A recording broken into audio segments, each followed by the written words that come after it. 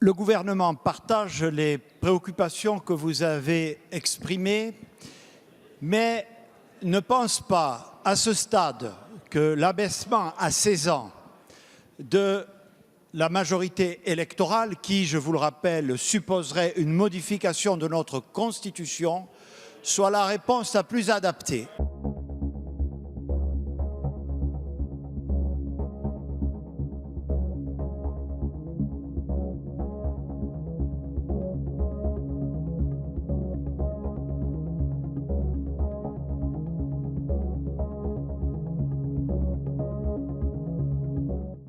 Madame la ministre.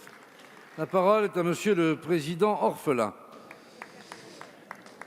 Monsieur le Premier ministre, jeudi dernier, la Commission des lois a débattu de la proposition de loi sur le droit de vote à 16 ans, portée par Paola Forteza, coprésidente du groupe Écologie, Démocratie, Solidarité. Si l'ensemble des groupes a reconnu l'importance et l'intérêt de ce débat, nous n'avons malheureusement pas eu de réponse claire de la majorité sur le fond de cette proposition.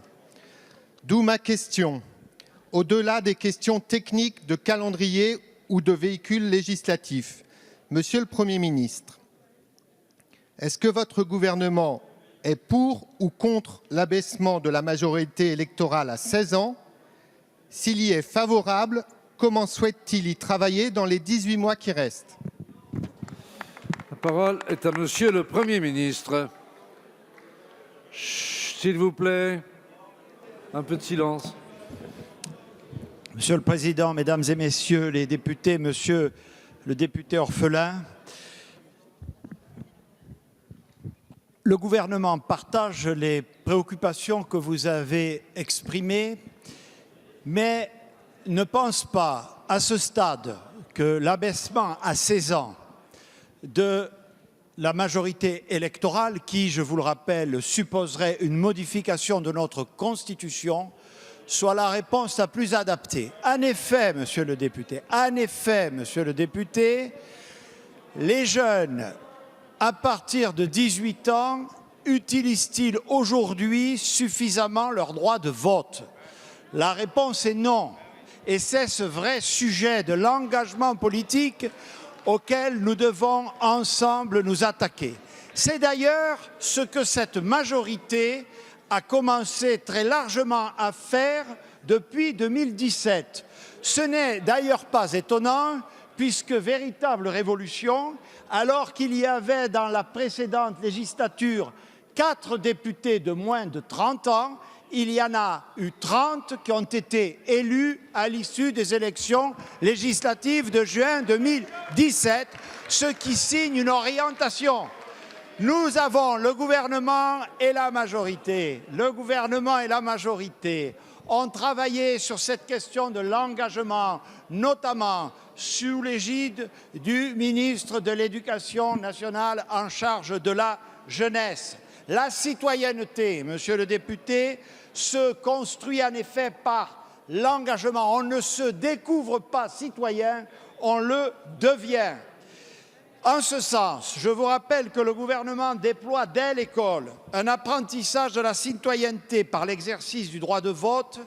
Il renforce la citoyenneté de 145 000 jeunes chaque année grâce à l'engagement en mission de service civique et bientôt de 100 000 jeunes supplémentaires qui seront permis par le plan de relance.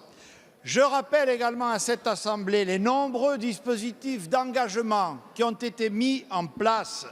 Les jeunes sapeurs-pompiers qui impliquent 30 000 jeunes de 11 à 18 ans, les 329 classes de cadets de la sécurité civile qui accueillent plus de 5 000 élèves. Enfin, le gouvernement poursuit la montée en puissance du service national universel qui, comme vous le savez, va préparer dès 16 ans nos jeunes à entrer dans la citoyenneté. En somme, monsieur le député, nous sommes pleinement mobilisés sur cette question de l'engagement des jeunes dans la vie politique comme dans la vie tout court. Il s'agit d'une des priorités de cette mandature. Merci, monsieur le Premier ministre.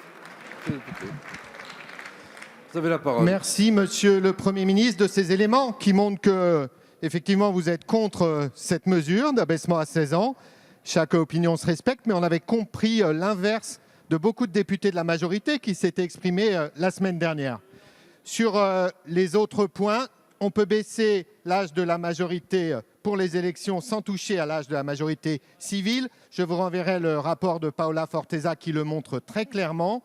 Sur le reste, les pays qui l'ont mis en œuvre récemment, les résultats sont très bons. En Autriche, 80% des votants sur la tranche 16-18 ans, 60% à la deuxième élection.